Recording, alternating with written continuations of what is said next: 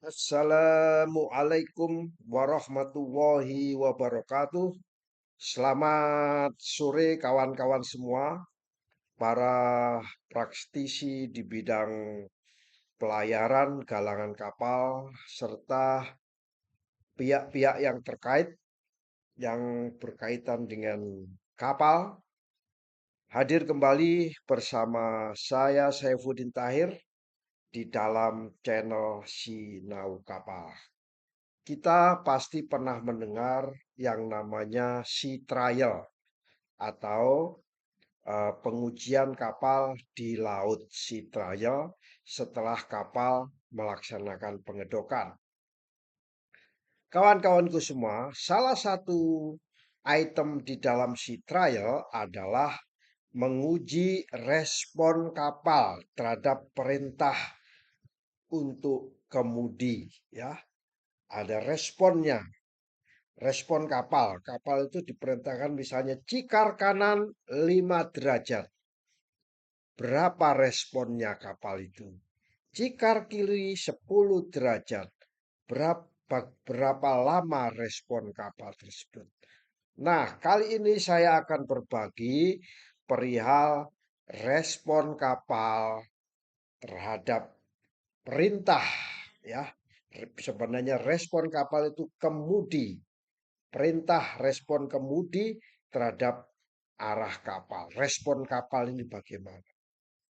Kawan-kawan semua, salah satu item di dalam sea trial adalah respon. Pengujian terhadap respon kapal. Pada saat sea trial, semua hadir di dalam sea trial tersebut. Antara lain pihak-pihak yang hadir yaitu dari pihak galangan kapal, ya, itu akan hadir. Galangan kapal entah itu pembuat atau galangan kapal yang melakukan perbaikan. Pihak dari pemilik kapal atau operator kapal biasanya juga hadir. Ya, di sini misalnya OS-nya atau tim dari perusahaan hadir. Pihak dari badan klasifikasi, ya, akan hadir di dalam sea trial tersebut. Biasanya pihak daripada badan klasifikasi mengirim surveyor atau inspektornya untuk memverifikasi apakah kapal memenuhi standar keselamatan atau tidak. Ya, apakah kapal mempunyai kelaikan laut dari sisi sea trial atau tidak. Dan pihak yang keempat namanya pihak otoritas. Biasanya Sabandar, ya, badan pemerintah yang mewakili Direktorat Jenderal Perhubungan Laut. Ya, di Indonesia itu di DJPL, ya. Itu bertanggung jawab untuk memastikan bahwa kapal memenuhi peraturan nasional atau peraturan internasional. Jadi kawan-kawan semua, respon kapal terhadap perintah kemudi, perintah belok kanan, belok kiri itu harus diuji, ya, berdasarkan sea trial, ya. Ini sea trial perlu kita lakukan perintah. Pada saat sea trial biasanya memberikan serangkaian perintah kemudi, ya, untuk menguji respon kapal dalam berbagai situasi, ya. Jadi kita itu selalu memberikan perintah berbagai situasi. Seperti apa? Perubahan arah, ya. Arah itu kalau di kapal diistilahkan cikar kanan 5, cikar kiri 5, itu artinya 5 derajat, 5 derajat kelipatan 5. Bahkan bisa lahu 10, cikar kanan 10, nah, cikar kanan 15, itu derajat artinya. Perubahan-perubahan arah ini dilakukan pengujian, ya. pengujian respon kapal. Di samping itu ada perubahan namanya perubahan kecepatan, ya. Perubahan dari kecepatan RPM-nya normal menjadi dinaikkan lagi, dan dinaikkan lagi. Itu namanya perubahan kecepatan.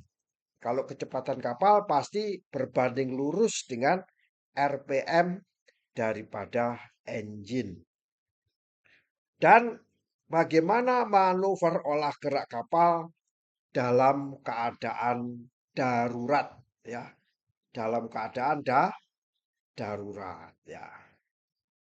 Nah, untuk melakukan pengujian terhadap respon kapal dalam berbagai situasi tersebut, ya, situasi perubahan arah, situasi kecepatan, manuver darurat, maka perintah kemudi harus diberikan. Setidaknya ada beberapa perintah yang harus diberikan kepada kapal saat kita melakukan sea trial. Yang pertama namanya perintah untuk melakukan perubahan arah. Kapal untuk melakukan perubahan arah. Ya. Berikan perintah untuk memutar kemudi. Ya, sebenarnya kalau cikar kanan 5, itu artinya kemudi diputar 5 derajat. Cikar kanan 10 artinya kemudi diputar 10 derajat. Oleh karena itu pada saat docking harus diperiksa mulai dari sisi luar kemudi, sisi yang ada di dalam steering gear room darurat, emergency steering gear room, dan anjungan. 3 titik ini harus menunjukkan angka yang sama. Misalnya 5 di bawah, di emergency steering gear room juga sama 5, dan anjungan 5, ya. Karena apa? Karena pada saat sea trial harus ada perintah perubahan arah, ya.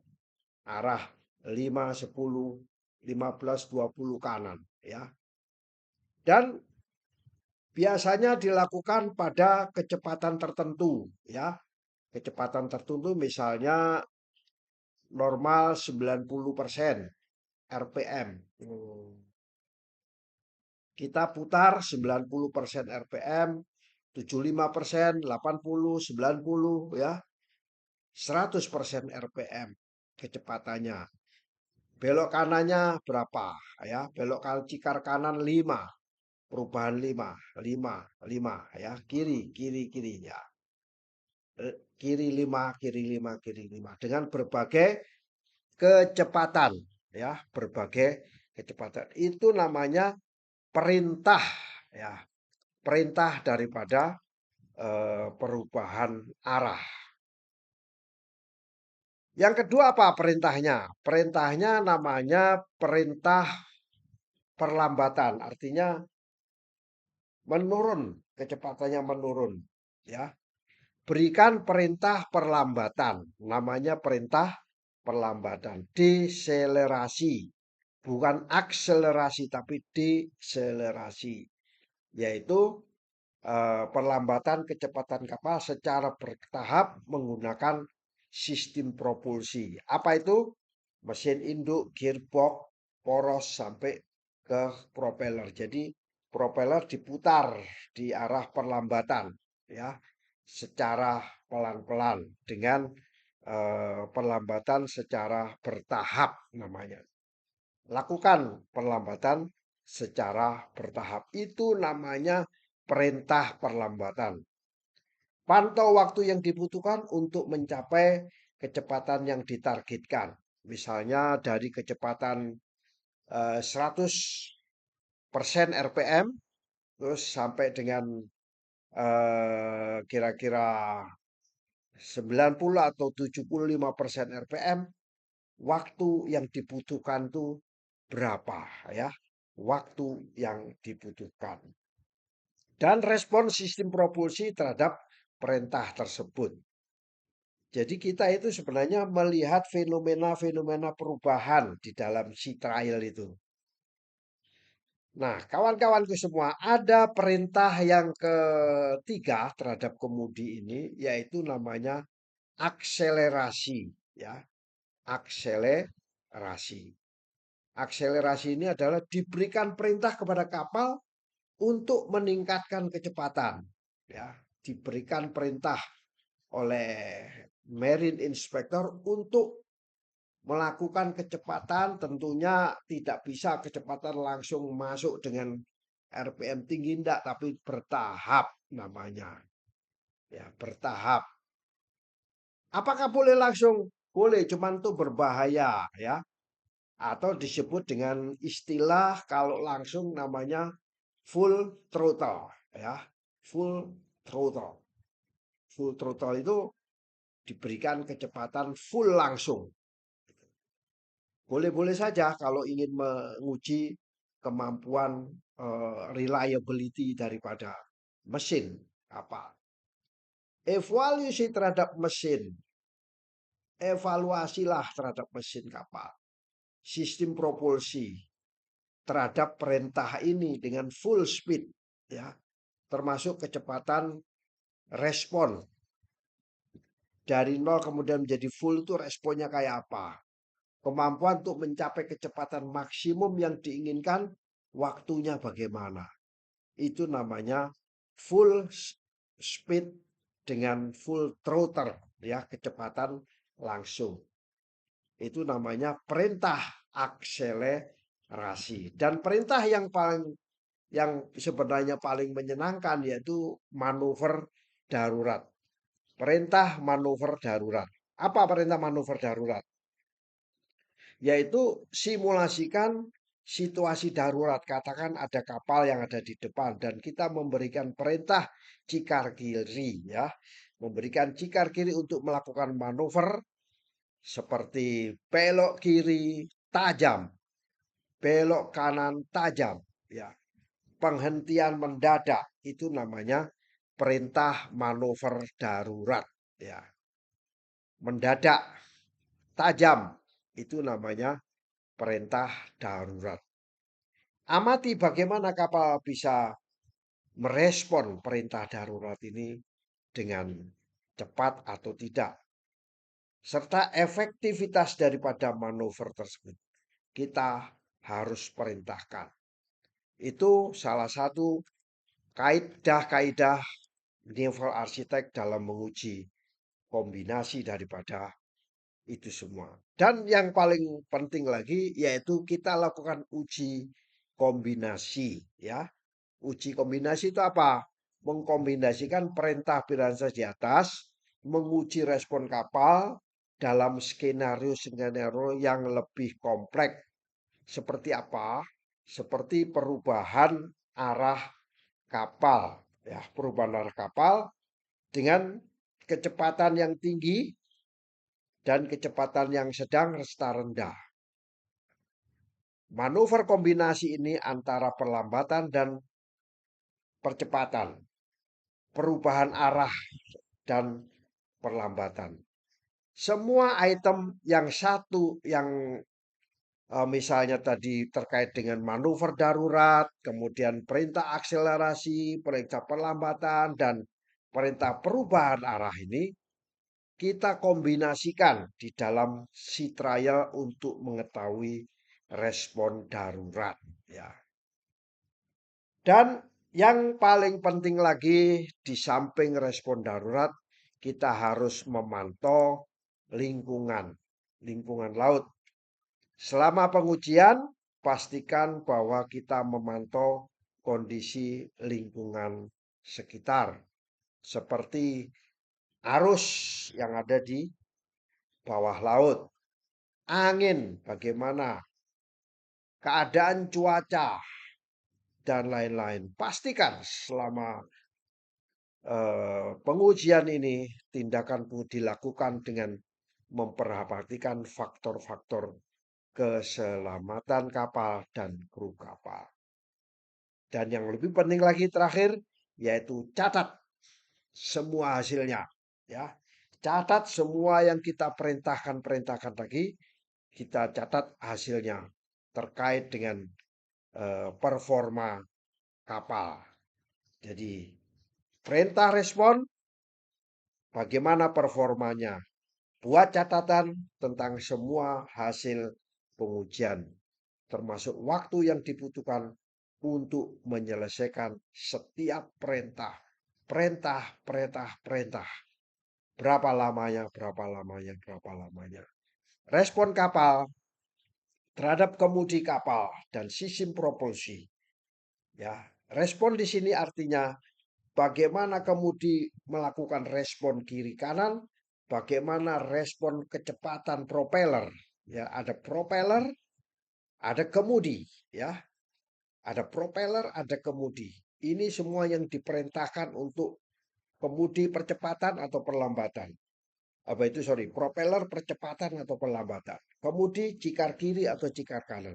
Ini responnya akan kita lihat, ya. Kemampuan kapal bagaimana.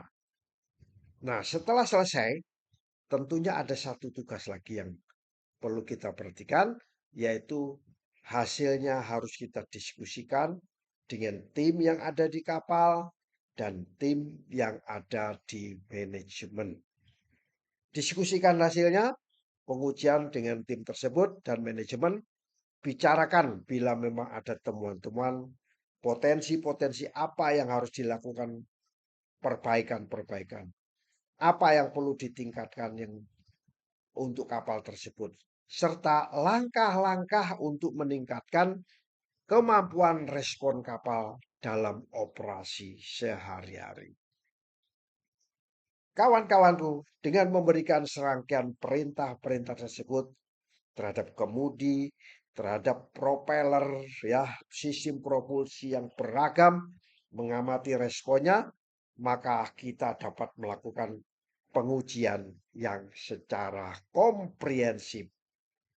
Demikian, semoga sharing singkat terkait dengan respon kapal, respon kemudi dan propeller kapal ini atau sistem propulsi bisa bermanfaat bagi kita semua. Semoga sukses. Wassalamualaikum warahmatullahi wabarakatuh.